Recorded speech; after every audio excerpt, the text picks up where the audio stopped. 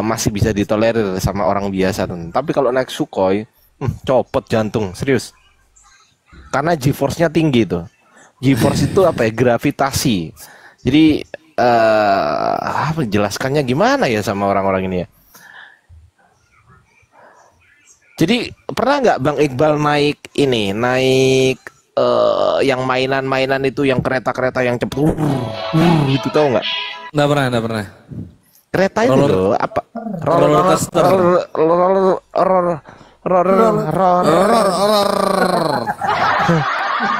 coaster. Roller coaster lah itu ya. Pernah nggak roller coaster itu naik? Pernah nggak?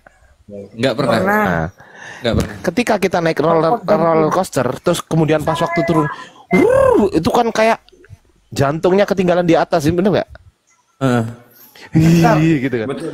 Sampai keteriak, gitu kan. Nah itu namanya G-force, teman-teman. Bang Goto bilang betul-betul macam pernah naik aja. Pernah naik roller coaster. Coaster malam itu beda, itu paling bambu namanya. Ya, semacam naik roller coaster, tapi kalau naik pesawat Sukhoi itu lebih G-force-nya lebih gitu lah ya kan. Aku nggak bisa jelasin karena bukan kalau itu saya bukan orang pertanian, teman. Mohon maaf, aku nggak bisa jelaskan G-force. Gitu ya. Ada yang tanya itu Bang Guru pernah naik becak katanya. Saya bukan naik becak lagi, bawa becak. Bawa becak. Bawa becak malah. Bukan naik becak lagi, bawa. Rebel patut naik rumah.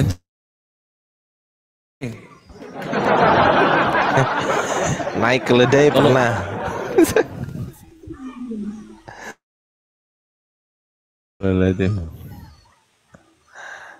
Si Majid suruh sini nggak apa-apa. Kristen sih? Nggak jelas. Apa Islam sih? Ya, ini sambil mimik, sambil mimik. Serah dia lah, mau dia agamanya nggak peduli aku. Naik sini paling ku maki-maki. Dia bisa Majid itu beraninya cuma di Komal sendiri. Karena dia punya kuasa menurunkan orang lain. Saya pernah naik di Komal, dia baru ngomong diturunin, cuk. Baru ngomong udah diturunin. Astagfirullahaladzim. Mas Ardi kok guyu aja sih? Daripada nangis saya, mending guyu aja. Iya kan? Betul nggak?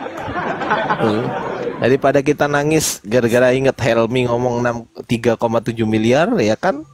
3,7. Aku sampai nanya kan 3,7 juta. Enggak, 3,7 M katanya. Wih. Anjay katanya.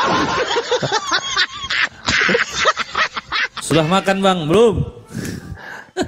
Perhatian juga teman-teman ini ya, nanya makan segala apa, luar biasa, Masya Allah ya.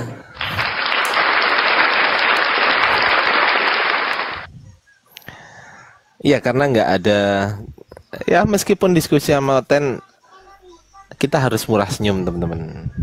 Itu kan, bukan kita meledek sebetulnya, tapi mereka memang terasa terledek gitu loh, karena mereka nyadar apa yang mereka narasikan sebenarnya lucu juga gitu kan. Sebenarnya lucu juga. Aku nggak bisa nahan. Ini bukan mengada-ngada ya Bang Iqbal ya, tapi memang kenyataan ini, enggak kenyataan sesuatu yang menurut manusia normal ini nggak masuk akal, itu lucu bagi saya. Lucu. Misal Bapak Tuhan, Yesus Tuhan, Roh Kudus Tuhan. Berapa Tuhan? 1. Nah itu lucu itu, Bu. Saya lucu itu. Lucu itu, teman.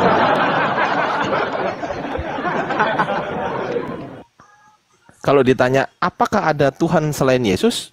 Oh, nggak ada. Berarti Yesus satu-satunya Tuhan. Oh iya. Ketika Yesus mati di tiang kayu salib, siapakah yang jadi Tuhan? Ya Bapa. Berarti ada Tuhan selain Yesus. Oh iya. Kan repot kan. Langsung lucu kita, gitu. Langsung kita tanya sama Kristennya aja, ada nggak di bawah? Oh ada, Bob Chen. Naik Bob. Chen naik Chen. Ayo Bob Chen naik. Rocky naik Rocky Gerung. Sebetulnya saya ini salah seorang yang salut sama Profesor Rocky Gerung ya. Tapi kalau Anda ini saya agak menjijikkan kau ini Bob Chen.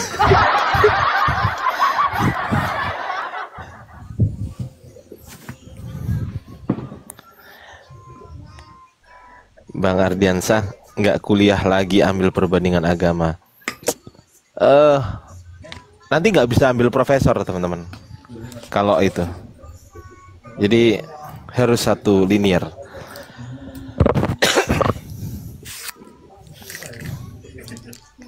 Halo Bob Chen. Ya, halo. Selamat malam Bang Ardi dan Bang Iqbal, terutama untuk Bunda Rahma yang cantik meskipun sudah berumur. Ribut kali kau di mana nih, weh? Biasa tongkrongan anak-anak jomblo gitu.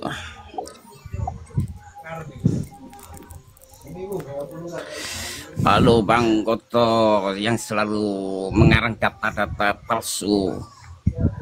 Gimana kabar Anda?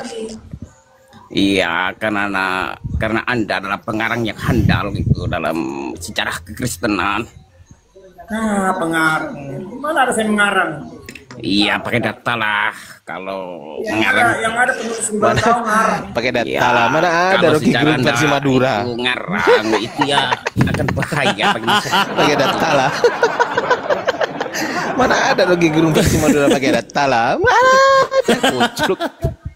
Iya, Bang Goto itu mengarang Penggetu itu loh ya kan, versi Madura loh dia ini. Apalah kau ini. Ya silakan. Mau tanya apa? Langsung aja. Yang terkuat ini ya. Arti Wijaya. Saya yang tanya. Enggak, Anda mengarang, cuma mengarang. Bang Goto aja naiklah. Saya tidak Aduh, bicara ampun dengan lah. Anda cuma pengarang bebas. Rocky Gerung coba. Kau jawab ya. Jawab, saya tanya ya. KW, Bang. Enggak, Anda ini pengarang bebas gitu. Ya, tunggu saya tanya. Bang saya Goto. tanya. Narasi aja Bang Goto. Sakit kepala aku dengar Bob Chen, sakit aku dengar, telinga aku sakit Bang. Narasi aja Bang. Terserah mau bahas apa ini. Mana tadi mau turun? Kuturunkan sakit kepala aku dengar soal. Itu orang mau berak itu. Namanya siapa yang suruh kau imani suratnya Paulus? Siapa yang suruh kau ajarkan suratnya Paulus itu, coba kasih saya satu bukti sejarah. Bang Goto juga salah. Salah Bang Goto nanya gitu sama manusia, bukan sama kotoran bernyawa. Kajian aja Bang Goto, silakan Bang Goto. Sejarah kekristenan, silakan Bang Dah. Yang mana? Sejarah yang mana? Sejarah yang mana yang bagus diceritakan nih? Terserah Bang Goto. Sejarah yang belum tercatat dan belum pernah dibaca oleh Bang Goto, silakan. Bagaimana saya menjelaskan?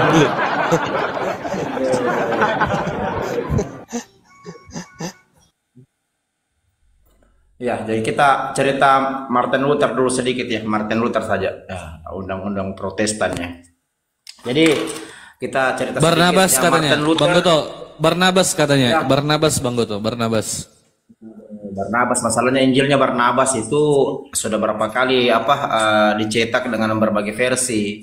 Bahkan ada versi itu versi Turki ya. Versi selain versi Turki ada juga versi Spanyol kan begitu. Kawan-kawan. Kalau Injil Barnabas yang asli sebenarnya itu bercerita tentang Rasulullah. Hanya memang ada beberapa narasi itu memang yang tertolak ya menurut keyakinannya. Karena dikatakan di Injil Barnabas itu langit itu ada lapis langit itu ada 9. Ini menurut saya tidak koheren ya dengan kitab-kitab suci lain. Ya, mungkin saya akan cerita Martin Luther saja sedikit ya. Jadi Martin Luther ini seorang dosen ya, seorang dosen di Univ Wittenberg Jerman ya. Beliau itu keluar ya, dinyatakan keluar dari Katolik. Beliau ini dosen Katolik ya di Univ Wittenberg Jerman. Beliau keluar dengan tesisnya 95, jumlahnya 95. Sebenarnya beliau itu keluar bukan hanya karena indulgensi ya. Pertentangannya kita kenal dengan Paus Leo ke-10 itu kita kenal dengan nama Disputation on the Power of Indulgency. Ya, akhirnya Paus Leo ke-10 mengeluarkan bulla yang bernama Dancem Romanum Pontificet untuk membunuh Martin Luther. Hanya Martin Luther luput dari keganasan Roma karena disembunyikan di sebuah kastil oleh Pangeran Jerman, Pangeran Frederick III. Jadi Martin Luther sebenarnya hanya menggunakan indulgensi sebagai jembatan keluarnya dia dari Katolik. Kenapa? Karena pada saat itu yang terkenal cuma indulgensi. Sebenarnya yang Martin Luther protes itu adalah penyembahan patung dalam gereja Katolik. Menurut Martin Luther ya, prosesi penyembahan atau ritual ibadah dalam Katolik itu sudah tidak sama lagi dengan Kristen awal yang didirikan Paulus Barnabas di Antioquia di Kisah Rasul 11:26. Akhirnya beliau menulis 95 tesis, lalu tesisnya itu ditempel di salah satu gereja terbesar di Wittenberg, Jerman.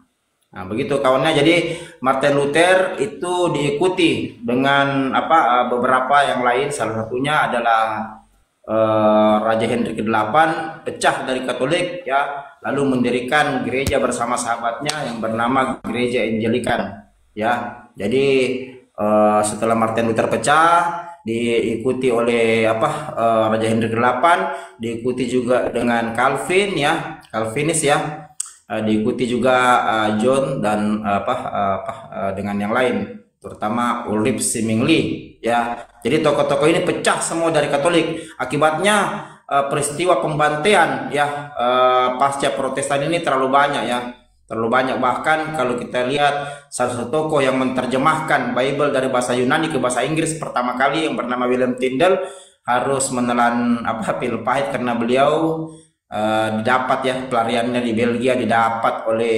Roma, lalu beliau disalibkan tidak mati, lalu beliau dibakar hidup-hidup di tengah alun-alun. Jadi proses keluarnya Protestan dari dari Katolik memakan, sangat tidak setuju ya, beberapa tokoh-tokoh Katolik ini keluar dari Roma kan begitu. Tapi para Protestan itu Desiderius Erasmus menulis Bible dalam 30 versi. Hanya sayang sekali Desiderius Erasmus ini tidak ikut Martin Luther karena dia takut sama Roma. Dia hanya menyisahkan kesalahan-kesalahan tulisan. Inilah yang kalian tidak pernah pelajari. Jadi sebenarnya yang kalian pakai sekarang ini sudah salah, sudah bukan lagi original Katolik punya. Jadi Desiderius Erasmus itu mencetak 30 versi Bible yang tersebar ke seluruh dunia. Makanya berbeda-beda itu. Di barat sana ada Jerman beda, Belanda beda, Belgia beda ya. Skotlandia beda, Swedia beda. Kenapa? Karena Bible-nya berdasar dari sini yang kita kenal dengan tekstur Chapters itu. Jadi Bible yang terbit ya pasca Protestan ini memang membingungkan. Kenapa? Karena memang dasarnya bukan dari Bible Katolik sebenarnya kawan. Ya, jadi Bible Katolik mereka sudah manipulasi baru mereka rubah ya dengan membentuk kitab-kitab lain. Makanya dikurangkan 7 ya, jadi Protestan itu 66 ya, total dari 73 Katolik dibuang 7 kan begitu kawan-kawan. Nah, sementara Martin Luther sendiri sepanjang perjalanan beliau memang penuh juga dengan inkuisisi, penuh juga dengan asimilasi dan tidak luput dari pembantaian dan pembunuhan. Bahkan gara-gara Martin Luther ribuan petani ya pada saat itu harus merenggang nyawa karena beliau dengan kekuasaan pada saat itu didukung Belanda, Inggris, membantai ribuan petani yang dianggap tidak sejalan dengan beliau. Jadi tidak ada kawan-kawannya sama sekali ajaran kasih dalam aplikasi perkembangan Kristen. Bahkan kalau kita baca yang paling memilukan ya, tragedi paling memilukan selain perang salib, adanya perang salib itu adalah perang 30 tahun yang berlangsung dari 1618 hingga 1648, perang antara Katolik dan Protestan. Awal dari perang ini pun ini sebenarnya bukan gara-gara Katolik tapi gara-gara Protestan, karena pada saat konferensi untuk berdamai ya, pada saat itu delegasi Protestan membuang 2 delegasi Katolik ya. Jadi teman-teman Martin Luther membuang delegasi Katolik keluar dari jendela. Akibatnya kelompok Katolik atau Liga Katolik marah sehingga masuk menyerbu kota Magdeburg, pertama kali pecah perang ya. Jadi di sini jutaan nyawa antara Katolik dan Protestan. Tapi pada saat itu karena Katolik punya power militer yang full ya, didukung oleh Spanyol ya, akhirnya Katolik memenangkan perang itu. Tapi jumlah korban jiwa itu kawan-kawan ini jutaan ya. Ini saya katakan bahwa tidak ada ajaran kasih diaplikasikan dalam perkembangan ajaran Kristen. Semua itu hanya dongeng sebelum tidur alias ajaran comberan kawan-kawannya, karena ini tidak pernah ada dalam sejarah Kristen. Ya bahkan kalau kita baca 5 penyesalan Martin Luther sebelum meninggal, ini sakit juga. Kenapa? Karena ini menampar juga wajah Protestan, di mana ribuan nyawa juga harus hilang ya, harus terbantai karena keputusan Martin Luther sendiri. Ya, setelah Martin Luther muncul seperti aliran-aliran seperti contoh anak baptis. Ini juga anak baptis yang didirikan John Smith ya. Terus diteruskan oleh John Mathis, ini juga memakan ribuan nyawa kawan-kawan, di mana ada teologi baru yang mereka dirikan justru bukan mengajak orang berdamai, tapi justru mengajak orang berperang. Makanya saya katakan kawan-kawan ya, ribuan pembantaian ya, baik itu pembantaian atas nama suku ya, atas nama warna kulit, semua divalidasi gereja. Serikat-serikat penginjilan mereka bahkan sampai abad ke-19 tidak satu pun yang bicara kasih, semuanya bicara pembunuhan, pembantaian, pemerkosaan ya. Kalau kita baca sejarah-sejarah serikat penginjilan seperti London Mission Skate, terus Afrika Skate, terus apalagi ya, Nederland Sidelen Genosef, Rene Mission Gesellschaft ya. Serikat-serikat penginjilan ini ya, kalau kita lihat ya, sepanjang sejarah didirikan seperti RMG didirikan oleh John Christian Wakeman ya, diikuti dengan Ludwig Roden, diikuti dengan Freddy Fabry. Mereka inilah ya yang menyebabkan terjadinya pembantaian kulit hitam di berbagai negara. Salah satunya di Afrika, kawan-kawan ya, karena mereka memihak kulit putih. Dasarnya dari mana kawan-kawan? Dari Bible, Kejadian 9. Jadi mereka menggunakan ayat-ayat Bible untuk membantai orang. Itu poinnya situ. Bahkan kalau kita lihat simbol perang salib, kawan-kawan, Keluaran 22 ayat 24 silakan dibaca, itu salah satu simbol perang salib, kawan. Ya, jadi perang salib itu berlangsung hingga akhir abad ke-17. Tokoh-tokoh ini ya masuk ke Indonesia justru memang bekerja sama dengan Belanda, kawan-kawannya, bekerja sama dengan Portugis ya kalau kita lihat. Jadi memang Kristen itu tidak pernah ditawarkan menggunakan akal sehat, tapi ditawarkan dengan kekuatan militer, dengan tolongan senjata.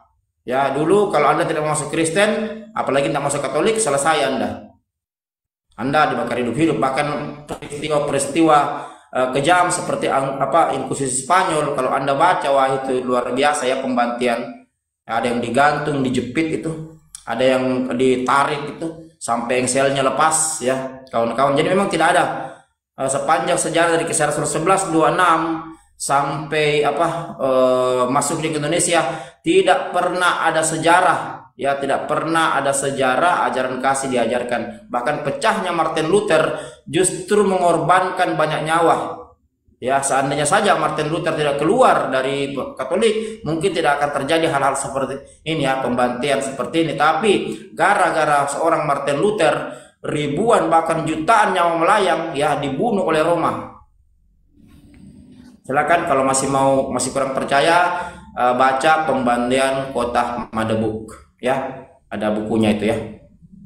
Silakan cari ilustrasinya kawan-kawan. Halo Don King, selamat malam Don King. Ya, silakan disapa tamunya Bang, silakan. Ya Don King, gimana Don King? Goto ini ngomong apa Goto ini? Sejarah lah. Apa yang mau disampaikan si Goto ini? Sejarah kekristenan. Goto kok macam kumur-kumur, kok banyak kali ceritamu. Apa yang disampaikan itu? Macam kumur-kumur si Goto. Ya bantahlah pakai data gitu loh. Asik ngejelek gini, woi. Kalian apologi asik ngejelek-jelekin Kristen aja kerja. Yang itu aja kerjaan kalian. Macam gak ada Ya kerja. orang memang udah jelek, ngapain dijelekin lagi sih? Ya emang udah jelek, ngapain dijelekin lagi? Waduh, sudah jelek ngapain dijelekin, betul. Saya ini ngajar sejarah, mesti kalian itu terima kasih. Saya tidak pakai perpuluhan, kayak pendeta kau baru khotbah 1-2 ayat minta perpuluhan. Saya kasih kok 1 SKS sejarah, saya tidak minta perpuluhan. Nggak ada yang jelek-jelekan. Kau memang sejarahmu begitu, sudah jelek. Ngapain dijelekin, sudah jelek memang. Nggak ada yang jelek-jelekan, memang sudah sejarahmu sudah hancur. Makanya saya pindah masuk Islam. Ngapain? Coba kau baca itu tuh Matius 7:15 itu yang sering dibawa sama kata Bible. Waspadalah terhadap nabi-nabi palsu. Tuh yang menyamar sebagai domba, padahal mereka adalah serigala yang buas. Coba kau tuh John Mathis, John Van Leyden, coba itu kau lihat tuh. Pendiri-pendiri itu aliran Kristen. Itu namanya serigala berbulu domba. Coba kalau itu berapa wanita yang di parah kau. Pernah baca Time of Prima Nocta? Pernah baca? Kau naik sini. Pernah baca Time of Prima Nocta? Kau dulu di zaman Katolik, pertengahan, kalau kau menikah itu istrimu dites dulu. Kau tidak dikasih menikah sama paus kalau istrimu tidak dites dulu sama birokrasi Katolik. Kamu bantai itu. Tahu prima nocta? Jadi istrimu dulu itu harus berhubungan dengan birokrasi Katolik. Tuh, atas persetujuan paus tuh. Siapa Katolik naik sini mau bantah silakan. Pernah kau baca?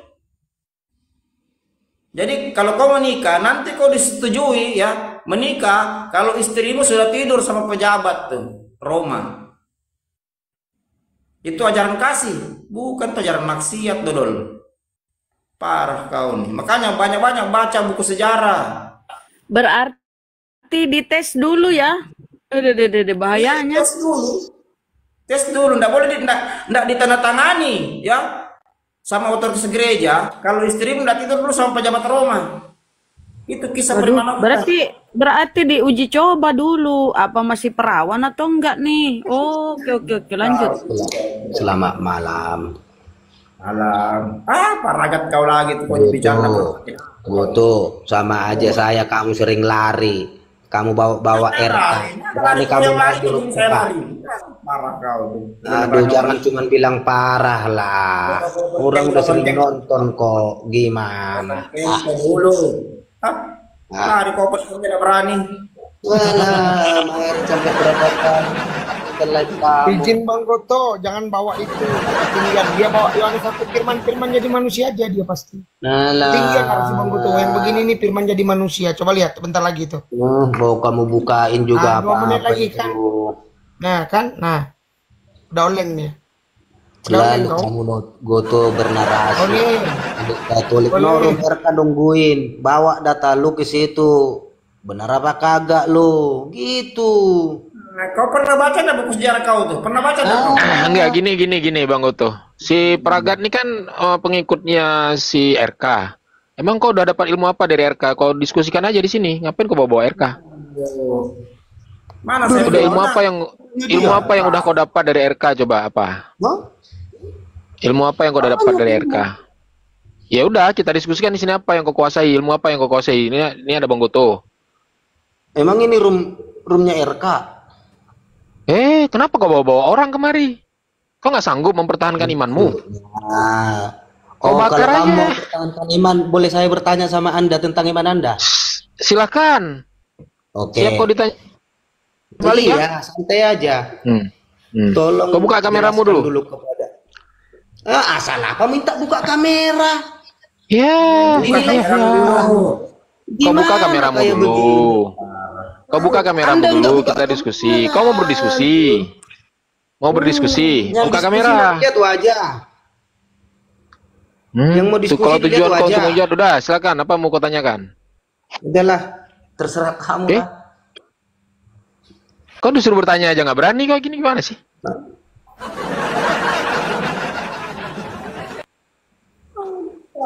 Oke, saya mau bertanya. Bagaimana dengan Anisa ayat yang ketiga? Apa maknanya? Searching dulu ya. Searching, kita buka dulu. Itulah bedanya Islam dengan Kristen. Kalian boleh menafsirkan kitab kalian sesuai dengan isi otak kalian. Kami nggak boleh. Kami ada ulama yang menafsirkan. Jadi panduan kami para ulama, bukan kalian. Yohanes 1 ayat 1 untuk Yesus, kita tanya, di mana kata Yesus di situ? Nggak ada, bingung. Kepada Anda dulu, apakah kebenaran itu tidak berhak setiap orang untuk mengujinya? Silakan diuji. Bukan generasi Anda, saya kok silakan diuji. Apanya? Pertanyaan saya apa, jawabnya apa? Dengan surat An-Nisa ayat 3 ini apa pertanyaanmu? Saya tanya di situ, apa maknanya? Ini tentang poligami, dan jika kamu takut tidak akan mampu berlaku adil terhadap hak-hak perempuan yatim, apabila kamu menikahinya, maka nikahilah perempuan-perempuan lain yang kamu senangi, 2, 3, atau 4. Tetapi jika kamu takut tidak akan mampu berlaku adil, maka nikahi satu saja. Itu maknanya. Kalau kita nggak bisa berlaku adil, maka nikahi satu saja. Pertanyaanmu apa? Apa yang nggak kau pahami dari ayat itu? Bagaimana korelasinya dengan An-Nisa 129? An-Nisa 129. Ntar saya cerita, Tuhannya poligami, punya anak 3. Dan kamu sekali-sekali tidak akan dapat berlaku adil di antara istri-istrimu, walaupun kamu sangat ingin berbuat demikian. Karena itu janganlah terlalu cenderung kepada yang kamu cintai, sehingga kamu biarkan yang lain terkatung-katung. Dan jika kamu mengadakan perbaikan dan bertakwa, maka sungguh Allah Maha Pengampun dan Maha Penyayang. Nah, apa pertanyaanmu di sini? Di situ dinyata itu. Aduh, telepon bentar. Di situ yang berkata itu siapa? Al-Quran itu semua perkataan Allah. Yang dikatakan di situ, siapa yang tidak bisa berlaku adil? Apa?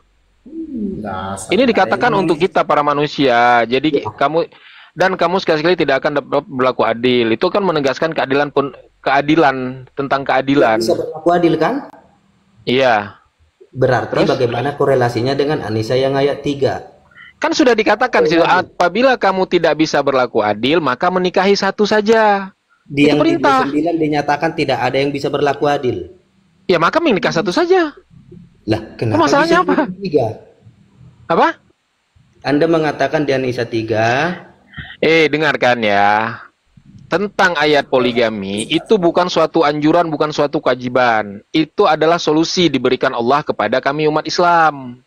Apabila, ini salah satu solusinya, apabila kita baru menikah nih, contoh, aku kasih analogi samamu. Baru 1 tahun menikah, tiba-tiba istrimu, ini aku contohkan ke kau lah, karena kau Kristen kan. Tiba-tiba istri, dengarkan dulu. Tiba-tiba, dengarkan dulu. Tiba-tiba dalam baru 1 tahun kau menikah, istrimu sakit, tidak bisa melayani, tidak bisa punya anak. Apa solusi yang bisa diberikan dari agamamu? Pertanyaanku. Solusi apa? Coli, nggak mungkin kan?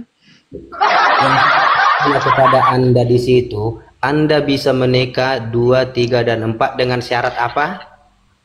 Apabila kamu bisa berlaku adil.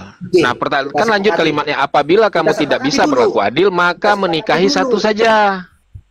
Kita sepakati dulu. Enggak. Kau kalau mau diskusi, mau saling bantah-bantahan, kau buka kamera. Kalau kau nggak buka kamera, kau cukup bertanya. Dah, pertanyaan selanjutnya. Ya udahlah, kalau udah kayak begitu. Loh, kalau mau diskusi buka kamera, kita diskusi. Saya sudah menjawab. Maka aku bilang tadi, di dalam Islam diberikan solusi. Apabila terjadi sesuatu seperti itu, maka solusinya seperti itu. Nah, pertanyaanku, ketika itu terjadi dalam dirimu, apa yang kau lakukan? Nikah nggak boleh, kalian bilang. Nah, kau ceraikan juga istrimu nggak boleh. Terus apa solusi apa yang diberikan oleh Tuhanmu kepada kalian? Jawab. Dia kan cuma sakit. Apakah tidak bisa? Dia sakit, tidak bisa melayani kau lagi, tidak bisa punya anak lagi. Kalau ini kutanya analogi. Seandainya istrimu tidak bisa melayani kau lagi, kau baru menikah 1 tahun nih. Kemudian dia tidak bisa punya anak lagi. Solusi apa yang bisa diberikan oleh Tuhanmu kepadamu? Apakah harus dibilang ke yang situ-situ aja? Paragat, kau ngocok aja Paragat. Kau ini munafik, kalian orang-orang Kristen ini ya. Nggak mungkin. Saya sudah jawab. Ya udah. Nah, ya sekarang udah. pertanyaan balik ke saya, ke pertanyaan balik ke kamu. Apa solusi yang bisa diberikan oleh Tuhanmu sama kalian? Apa? Nggak ada solusinya. Nggak ada solusi coli ya, kamar mandi? Ini itu urusan Solusi saya. itu? Urusan Atau pergi saya. ke warung remang-remang? Iya, itu urusan saya. Panti pijat? Iya, Nah itu urusan makanya kalian boleh Iya. berzina, nggak boleh, Saya nggak boleh, tanya, tidak boleh relasinya poligami. dengan Kalian Anissa. diperbolehkan berzina, itulah Oke, Kristen. saya tanya. Apakah di Anisa 129 dinyatakan ada yang mampu berlaku adil? Iya, apa di dalam Anisa, di dalam surat Anisa ayat 3 tadi dikatakan apabila Kan tidak mampu 129 berlaku saya, adil, 129. maka menikah satu saja. Nah, Yang saya diperbolehkan tanya menikah ke lebih Anisa dari satu itu 129. tadi aku katakan itu solusi. Solusi Yang saya diberikan tanya, Tuhan kepada orang-orang muslim. Paham? Oke. Apakah sekarang yang menikah lebih 2 dan 3 itu karena istrinya sakit tidak bisa lagi? Tanya sama mereka yang menikah, saya tidak menikah lebih dari satu istri. Kenapa kau tanya saya? Kau kucluk juga kau kadang-kadang.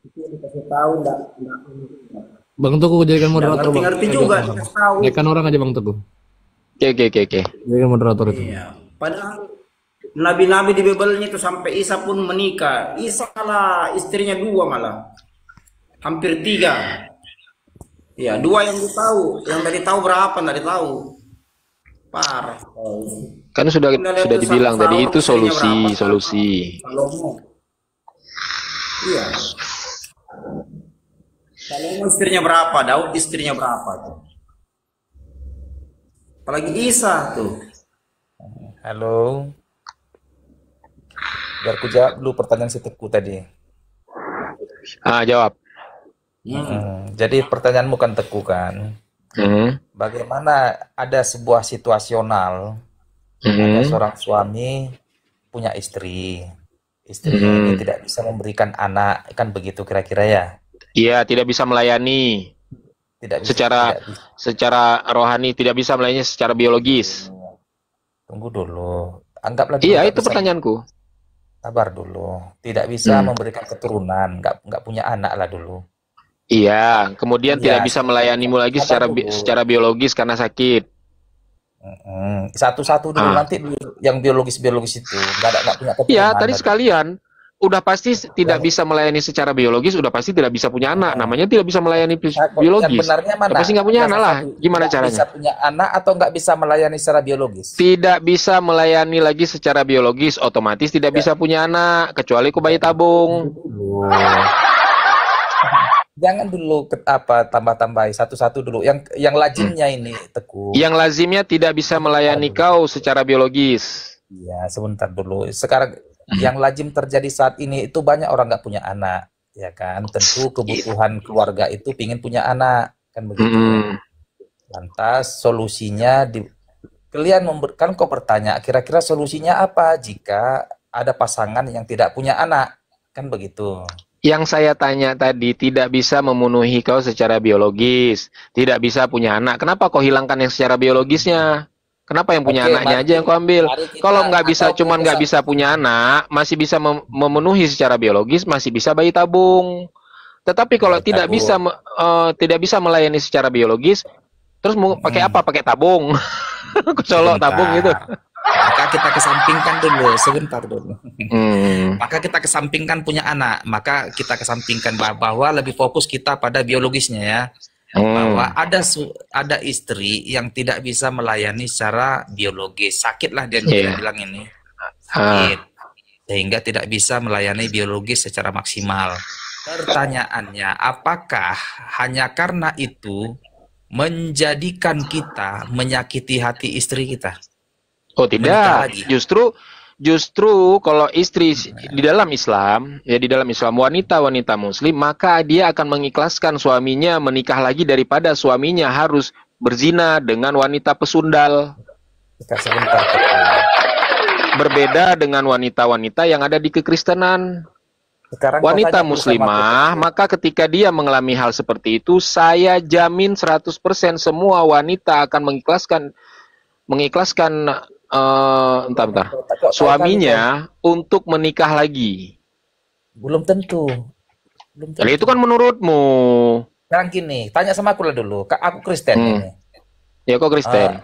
Don King, kalau istrimu sakit, kau kan masih muda di Don King. Istrimu sakit, nggak bisa melayanimu secara maksimal.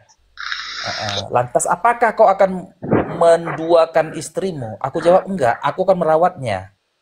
Iya, terus kebutuhan biologismu bagaimana cara kau melampiaskan kebutuhan biologismu? Onani. Kenapa Onani. onani? Terus gimana caranya? Pergi ke tempat panti pijat. Kebutuhan biologis itu emang kenapa rupanya? Tidak mungkin manusia yang normal kebutuhan biologis itu adalah suatu kebutuhan manusiawi. Nggak mungkin kau sanggup bertahan. Kenapa nggak Kok sanggup? ngarang, kok sampai mati sampai tua, kok nggak mau kebutuhan itu kalian munafik namanya, brother, munafik. Kok manusia nggak normal? Kenapa kau paksakan? Loh, itu manusiawi, kita manusia itu kebutuhan biologis itu pasti nggak mungkin kok nggak mau. Gue ngarang aja gue ini. Apa tujuan pernikahan dalam Islam? Yang pertama ibadah, kemudian menghindari maksiat karena kita manusia memiliki kebutuhan biologis yang gua katakan tadi. Nggak mungkin kau bertahan terus tanpa kau diam. Nggak mungkin, itu mustahil itu. Kecuali kau nggak normal, kau suka tusbol, bisa jadi nggak kawin. Kenapa kalian hanya fokus pada biologi syahwat aja kerjaan apa di benak kalian? Tunggu. Saya mata izin sama sedikit dulu. Komit dulu dong, King. Silakan. Silakan Goto. Dengar, ini komit kau. Kau dusta aja kok kayak Paulus. Jadi begini ya. Manusia itu ada namanya teori regenerasi sel. Ya, atau perbaikan sel-sel yang rusak dalam tubuh dalam jangka 3 bulan. Ya, menurut teori kesehatan, ketika seorang laki-laki tidak keluar spermanya dalam jangka 3 bulan, yang ada tidak terjadi regenerasi sel dalam tubuhnya. Yang ada, dia akan menderita berbagai macam penyakit, bahkan kematian. Makanya saya bilang, ini Kristen ajarannya karena doktrin dogma, semua ilmu pengetahuan dilabrak, biar ilmu kesehatan. Katakan Tuhannya tidak menikah. Kamu bilang Yesus onani. Aku jawab ya. Kalau air mani kau tidak keluar dalam jangka 3 bulan, mati kau dodol. Menurut kesehatan. Dari ini mana? Yesus, inilah ilmu beda. Dengar kawan, dengar. Sama kau. Kalau Yesus ada namanya ekresi, kawan. Makanya Goto kau jadi mualaf karena bodoh, nggak ngerti kok ekresi. Kau yang goblok. Kau sok pandai, baru seujung kuku ilmumu, petenteng petontong kau. Seujung kuku mana, pendeta kau aja mencer ketemu saya. Kau pendeta komen, makanya kau jadi mualaf karena kau bodoh. Coba, kau udah kasih keluar air mani selama 3 bulan, jangan ke 3 bulan, 1 bulan kau mati. Beda antara. Kau itu pendusta. Yang udah ada istri aja, ya dengarkan, yang udah ada istri aja, kalian masih cari pelampiasan di luar, apalagi istrimu nggak bisa melayanimu. Mau kau bilang kau laki-laki paling setia, kau rawat istrimu, kau nggak nikah lagi, kau nggak mau berzina sama perempuan lain. Aduh, tai kucing. Sebentar. Apalagi kalau kau nggak punya. Pendusta kali kau ini, ada. Kau saja nih. Coba kau 1 bulan tidak keluar air mani kau pria dewasa, mati kau dodol. Mati kalau nggak keluar air mani 1 bulan. Di mana guru? Kau nggak mau jujur gawat. Tai kucing kau. Nggak mau jujur. Taruhannya kalau aku nggak keluar air mani 1 bulan mati. Banyak kali ceritamu, sok tanya dokter. Beda. Kau ini sok laki-laki paling setia, istriku sakit, nggak bisa melayaniku, mau kurawat dia sampai mati. Yalah, istri kau belum mati aja kau udah selingkuh. Di situ bedanya kita. Yalah, tai kucing ngomong kampret. Turun kau. Beda. Kau tuh nggak ini, nggak jujur kau. Kampret. Nggak usah kau ya. Tidak usah kau. Ini survei ya. Survei kesehatan di Indonesia saja ya. Remaja yang sudah usianya menginjak 16-17 ya. Kalau dia tidak onani, dia belum mikir dia onani, sakit kepalanya. Ini survei, berapa persen remaja Indonesia yang beranjak jadi pemuda itu melakukan onani? Baca kok surveinya dulu. Karena kenapa? Karena mereka merasa sakit kepala, pusing. Apalagi kau aja udah punya istri masih makan warung kau. Gak usah munafik lah, inilah saya katakan Kristen. Semua ilmu pengetahuan dilabrak. Tuhan kau 100% kau katakan manusia. Kalau dia tidak menikah mati dia sebelum disalib dodol. Makanya itu munafik. Ada my wife. Yesus menikah. Profesor Maggie Whitehouse menulis buku The Merit of Jesus. Yesus menikah bahkan 2 kali sama Maria Magdalena dan Lydia orang Filipi. Karena Tuhan kau 100% manusia. Kalau kau bilang dia tidak menikah, dia onani, dosa dodol. Dalam tradisi Yahudi, ya dilarang keras manusia dewasa, orang dewasa itu onani, tidak boleh. Harus menikah. Karena ada firmannya, Kejadian 1:28, Kejadian 2:12, masuk 613 mispor. Jadi tidak ada orang Yahudi pengajar Taurat tidak menikah semua biar Paulus. Kita juga Paulus sama Tehla. Tanya belajar kok sejarahnya. Kau tahan. Dasar kau pendusta kau. Mana kau tahan sampai 3 bulan dah keluar air mani kau? Kau pria dewasa. Yang ada kau onani dodol. Dasar. Lanjut host. Munafik kali kan. Sok-sok manusia apa laki-laki paling setia ya kampret. Siapa tamu tuh Bang? Siapa Bang? Cerin, selamat malam Cerin.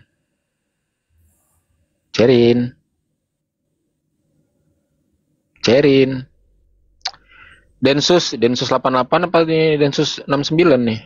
88. Densus 88. Malam Bang. Iya, Islam Kristen Bang?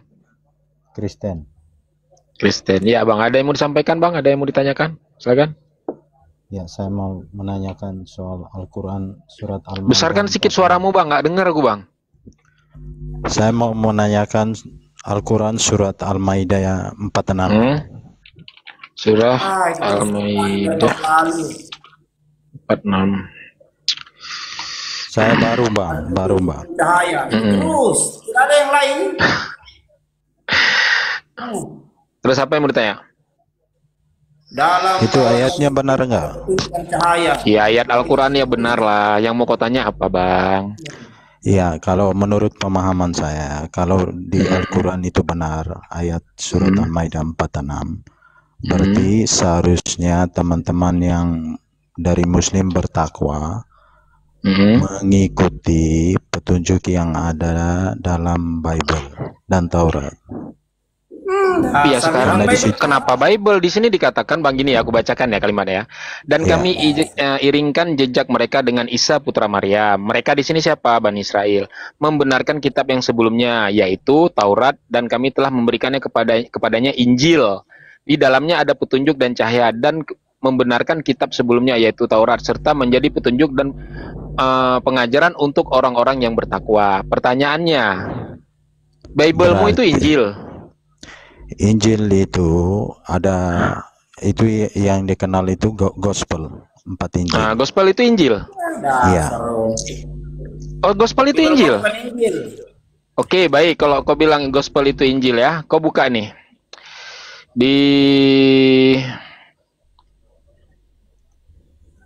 di Lukas 20 ayat 1. Pada suatu hari ketika Yesus mengajarkan orang banyak di Bait Allah dan memberitakan Injil, datanglah imam-imam kepala dan ahli Taurat serta tua-tua ke situ. Pertanyaanku, Injil mana yang diajarkan Yesus di Bait Allah ini? Injil Markus, Matius, Lukas, Yohanes, Surah Paulus?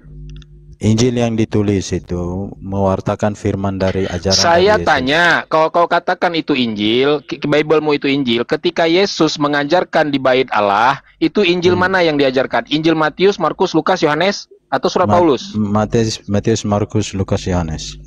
Matius, Markus, Lukas, Yohanes, tepuk tangan. Berarti Injil Matius, Markus, dengarkan dulu. Berarti Injil Markus, Matius, Lukas, Yohanes sudah ada di zaman Yesus. Firman yang diajarkan Yesus itu yang tertulis. Jadi di situ. Yang saya hampir tanya, hampir kalau sama. kau bilang Bible-mu itu Injil, saya tanya, ketika Yesus mengajarkan Injil di Bait Allah, dia mengajarkan Injil yang mana? Bang, itu terjemahan. Ayo, coba jawab dulu. Injil yang mana yang diajarkan? Matius, Markus, Lukas, Yohanes? Mengajarkan firman itu yang ditulis Injil Matius, Markus, Lukas, berarti Yohanes. Sama persis. berarti Yesus sudah mengajarkan Injil, betul? Yang diajarkan tuh ajaran-ajaran yang diajarkan itu yang tertulis. Jadi ajaran yang baik benar itu yang tertulis dalam gospel itu, ajaran-ajaran. Iya, berarti dia ngajarin yang mana? Yang dia ngajarkan yang mana? Yang Matius kah, yang Lukas kah, yang Yohanes kah, atau Markus, atau surat Paulus?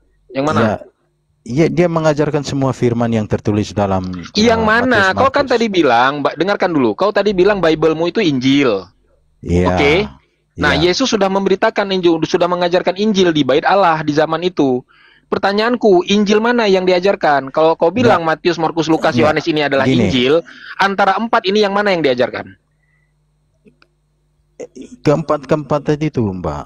Keempatnya itu, tepuk tangan saudara-saudara. Berarti kitab Matius, Markus, Lukas, Yohanes itu sudah ada di zaman Yesus. Abad pertama. Iya, di zaman Yesus sudah ada. Iya, ada. Itu sudah ada, tepuk tangan. Pinter nih Bang Goto nih. Coba Bang Goto kasih kuliah dulu 7 menit, 1 menit. Biar Bro, dengar dulu. Dengarkan dulu. Saya ngomong dulu. Injil Matius ditulis kapan? Dengar dulu.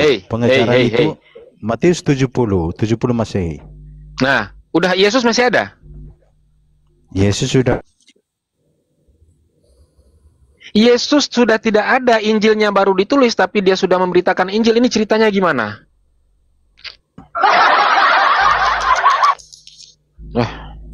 Aku daripada paraga. Gini, Bang.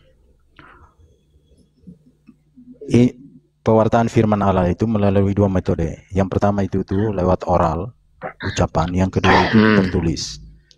Terus yang Injil yang mana? Yang oral atau yang tertulis? Itu yang disampaikan. Injil itu yang mana? Yang oral atau yang tertulis? Itu, yang sekarang yang tertulis itu, yang sekarang Matius, Markus, Lukas, Yohanes. Itu Injil. Tetapi sebelum itu, saat Yesus masih hidup, firman-firman itu yang keluar dari mulutnya, ajaran-ajarannya, itulah Injil yang diwartakan. Nah, berarti bukan Matius, bukan kitab Matius, Markus, Yohanes ya? Tadi saya udah jelaskan. Ada 2 metode, satu oral, satu tertulis. Yang antara oral dan dengarkan. Yang antara yang oral dan yang tertulis ini, yang Injil yang mana?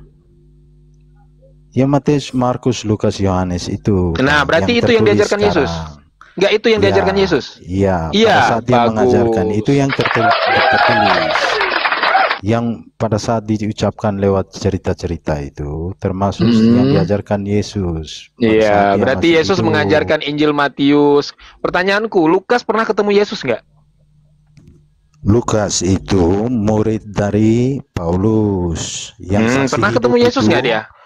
Nggak pernah. Pernah ketemu Yesus nggak dia? Nggak pernah. Yang pernah ketemu dia nggak pernah bertemu dengan Yesus. Gimana ceritanya Yesus bisa mengajarkan Injil Lukas? Yesus mengajarkan Injil yang bersaksi hidup itu Matius sama Yohanes. Matius sama Yohanes. Ya, berarti sebelum Yesus, dengarkan. Berarti pada saat Yesus mengajarkan di Bait Allah, dia mengajarkan Matius dan Yohanes. Matius dan Yohanes mendengarnya langsung. Iya, Injilnya sudah ada belum? Bible-mu sudah ada belum itu pada masa itu? Belum tertulis. Belum tertulis. Berarti Bible-mu bukan Injil kan? Aduh, jadi tolak ukur abang itu kalau udah tertulis baru Bible ya. Tadi kan saya sudah ngomong ada oral, ada tertulis. Gini. Kita compare ya. Tadi kan kau bilang gini. Kau kan ngutip di surat Al-Maidah ayat 46. Injil yang di sini itu Injilnya Nabi Isa, bukan Bible-mu. Nah, itu yang pertama. Yang diajarkan Isa pada waktu itu menurut Anda. Iya, kalau di dalam Al-Quran itu dikatakan Injil itu adalah firman Tuhan yang disampaikan kepada Nabi Isa, itu namanya Injil. Firman Tuhan yang disampaikan kepada Nabi Musa itu namanya Taurat. Firman Tuhan yang disampaikan kepada Nabi Muhammad itu namanya Al-Quran. Bukan gospelmu. Gospelmu ditulis sudah berapa tahun kemudian, bahkan Yesus sendiri nggak pernah tahu itu. Nggak pernah dia validasi itu. Anda harus sekarang bagaimana pendapat Anda dengan tadi saya katakan tertulis dan melalui ucapan oral? Iya, saya katakan Injil itu adalah firman Tuhan yang diterima oleh Yesus, yang disampaikan kepada murid-muridnya, dan tidak pernah itu diperintahkan untuk dituliskan. Pernah nggak Yesus pernah mengatakan itu untuk dituliskan? Bahkan Yesus sendiri mengatakan, segala firman yang engkau sampaikan kepadaku sudah aku terima dan sudah aku sampaikan kepada mereka, dan mereka percaya bahwa engkaulah yang telah mengutus aku, kata Yesus. Artinya sebelum Yesus terangkat, segala firman itu sudah dia sampaikan kepada murid-muridnya. Kok tiba-tiba setelah dia terangkat ada firman lagi di kitab Yohanes? Bukan pada saat firman. Yohanes di Pulau Patmos. Coba kau jelaskan. Kitab Wahyu, dari mana datangnya sementara firman sudah disampaikan semua oleh Yesus? Abang tahu siapa penulis kitab Wahyu? Gak ada yang ketahui. Kitab Markus, Matius, Lukas, Yohanes gak ada yang tahu yang nulis. Gak tahu. Yang penulis itu dia yang juga tahu nggak? Dia yang juga menulis. Tidak ada yang mengetahui siapa penulis kitab Yohanes. Kitab Markus, Matius, Lukas, Yohanes itu nggak ada yang tahu penulisnya. Kau tahu dari mana siapa penulisnya itu? No, autor itu sendiri. Siapa? Yang nama-nama dalam Injil itu penulisnya. Siapa yang bilang itu kok? Ya memang terbukti, Bang. Ini kutunjukkan dalil datanya ya. Siapa yang menulis Injil dan kapan? Nih. Aduh. Makanya kok kalau nggak ngerti saya belajar. tanya abang dulu. Kalau abang tahu siapa yang menulis Injil mana yang pertama dituliskan? Ini sedang saya berikan nih. Ini di dalam situsnya Catholic Identity. Kau ini Kristen, Protestan atau Katolik? Kristen. Protestan ya? Nah, Protestan nggak mungkin punya kanon, karena yang kanon pertama itu Katolik. Katolik. Ini dari situsmu sendiri ya, Catholic Identity. Apa di sini dituliskan? Markus. Pengarang Injil yang menyandang nama Markus juga tidak pasti secara umum diterima bahwa penulis bukanlah Rasul Matius. Yang pertama. Yang kedua, Lukas. Pengarang Injil yang menyandang nama Lukas juga tidak pasti. Namun menurut Fraser dan para ahli lainnya, penulis ini kemungkinan besar adalah seorang Syria dari Antioquia. Nggak tahu juga siapa penulisnya. Pengarang Injil yang menyandang nama Yohanes masih menjadi misteri. Nah, ini misteri. Oke. Nah, terus apa lagi? Kalau kau bilang bahwa yang menulis Injil Matius adalah Matius, Lukas adalah Lukas, itu datanya di mana? Coba tunjukkan ke saya. Di mana saya bisa baca bahwa penulis Injil Matius adalah Matius, Lukas adalah Lukas, Yohanes adalah Yohanes, itu di mana? Dalam histori saya katakan Matius itu dia memang penulis. Kau nggak percaya? Situs Katolik sendiri nggak percaya? Iya, itu kan menurut beberapa scholar mencari kebenaran.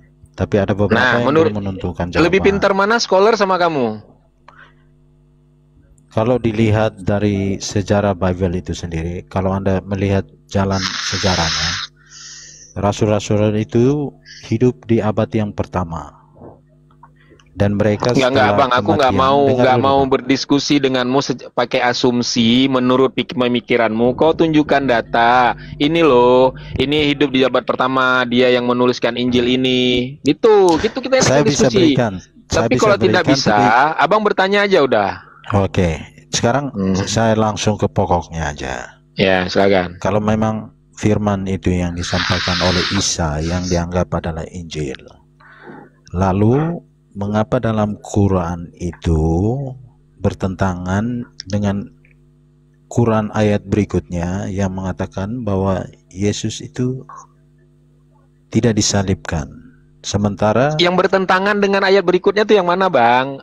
Ayat Al-Quran mana yang bertentangan dengan ayat Al-Quran yang lain? Yang mana? Coba tunjukkan. Saya udah lupa, tapi yang jelas di Quran itu dikatakan kalau lupa nanti aja, Bang. Tunggu Abang ingat di warung tanya lagi, Bang. Isa tidak disalibkan. Iya kan? Isa tidak disalibkan. Lupa. Apa kau? Tapi lupa, Bang ya. Iya. Karena saya hanya enggak. Saya hanya meluruskan untuk Al-Maidah 46. Pengertiannya kenapa Al-Maidah? Kalau benar-benar mengikuti Taurat dan Injil. Lalu kami tidak ada perintah mengikuti Taurat dan Injil, Bang. Kami diperintahkan mengikuti Al-Qur'an dan hadis, itu perintahnya. Taurat dan Injil itu Ini Surat Bang, ini untuk Bani Israel, makanya Abang jangan potong gini, ayatnya dari Bang, sini. Bang Priko. Astagfirullah. Berarti kalau surat Al-Maidah itu kan langsung dari Quran. Allah yang menyampaikan. Iya, Al-Quran itu Bang, isinya yang pertama tentang tauhid, tentang ibadah. Sedikit kisah para nabi diceritakan kembali oleh Allah kepada Nabi Muhammad sebagai peneguhan hati Nabi Muhammad ketika Nabi Muhammad ditolak oleh kaumnya. Maka Allah menceritakan bahwa aku pernah mengutus nabi sebelum engkau ya Muhammad. Mereka juga pernah ditolak oleh kaumnya. Aku memberikan mereka kitab Taurat. Aku memberikan mereka Injil sebagai peneguhan hati Nabi Muhammad agar Nabi Muhammad teguh dalam menjalankan syariatnya. Assalamualaikum Gurunda Uni Jurifah. Salam ke Gurunda, Gurundi lah Bang. Tapi Gurundi, oh ya Gurundi. Gurundi kalau cewek kan Gurundi. Berarti kalau memang benar Al-Quran itu, berarti Allah tidak mengantisipasi bahwa mengantisipasi apa? Injil Apa ini? itu sebenarnya maksud dari abang ini saya petik bahwa Injil itu dikorup ya. Injil yang sekarang dikorup itu, gimana sih abang? Enggak jelas. Itu kan sudah ada petunjuk untuk mengikuti petunjuk dari Taurat sama kita. Perintahnya bukan untuk kami Bang, ini untuk Bani Israel, bukan untuk kami. Ini Allah menceritakan kembali tentang kisah Nabi sebelum Nabi Muhammad. Berarti surat Al-Maidah itu tuh merupakan cerita, bukan petunjuk ya? Iya, makanya dikatakan gini, dan kami iringkan jejak mereka. Mereka di sini siapa? Bani Israel dengan Isa putra Maryam. Nabi Isa diutus kepada Bani Israel. Dah, kemudian membenarkan kitab sebelumnya, kitab sebelum Nabi Isa itulah kitab Taurat. Dan kami telah memberikan kepadanya Injil kepada Nabi Isa yang di dalamnya ada petunjuk dan cahaya, dan membenarkan kitab yang sebelumnya yaitu Taurat serta menjadi petunjuk dan pengajaran untuk orang-orang yang bertakwa. Orang-orang yang bertakwa di masa itu ya orang Bani Israel, karena Nabi Isa itu diutus hanya kepada Bani Israel. Oke, berarti saya tangkap surat Al-Maidah untuk Bani Israel, bukan untuk Muslim. Apa? Ya bukanlah. Islam. Mana ceritanya untuk Muslim? Ya, orang Nabi Isa juga diutus untuk Bani Israel kok. Ya, oke. Berarti saya bisa tanya lagi nih, Mbak. Tanya lagi boleh. Okay. Ada Burundi di atas nih. Silakan Uni. Isra Miraj ini, Bang. Apakah peristiwa Isra Miraj itu benar-benar terjadi? Karena setahu saya itu untuk itu berkaitan dengan Masjid Al-Aqsa. Masjid Al-Aqsa itu sendiri baru dibangun di tahun 686. Dan masalahnya peristiwa Isra Miraj itu terjadi 621. Masalahnya apa coba? Apakah itu benar terjadi? Kalau benar-benar terjadi, benar. Masjid Al-Aqsa itu belum dibangun di tahun 621. Anda tahu arti masjid 686. Tahu arti masjid? Bangunan kan, Mbak. Yang bilang masjid itu bangunan siapa? Yang ngajarin begitu siapa? Enggak, karena menjurus kepada Masjid Al-Aqsa. Kalau tidak tahu, biar kami yang menjelaskan. Kapasitas dan tanggung jawab kami menjelaskan, bukan Anda menyimpulkan sendiri secara keliru, lalu pandangan keliru itu dijadikan sebagai proposisi untuk bertanya. Itu salah banget. Itu namanya adalah premis apa ya namanya ya? Mispremise question gitu. Pertanyaan yang salah premisnya atau framing yang salah. Nah, Anda harus tahu definisi masjid. Definisi masjid itu adalah tempat sujud. Jadi kalau Anda bilang titiknya ada di situ, kemudian bangunannya baru dibangun, itu betul, nggak masalah. Karena kita bicara tentang titik tempatnya, bukan bangunannya. Bukan bangunannya. Karena masjid itu artinya bukan bangunan, tempat sujud artinya. Gitu. Jadi misalnya, bentar dulu. Nabi Muhammad bersujud bentar dulu. Pada saat itu masjidnya belum ada. Sebentar dulu. Masjidnya sudah bangunan ada. Masjidnya belum ada. Makanya dengarkan orang ngomong dulu, bro. Kalau Anda itu mau berpolemik dengan saya dan seluruh umat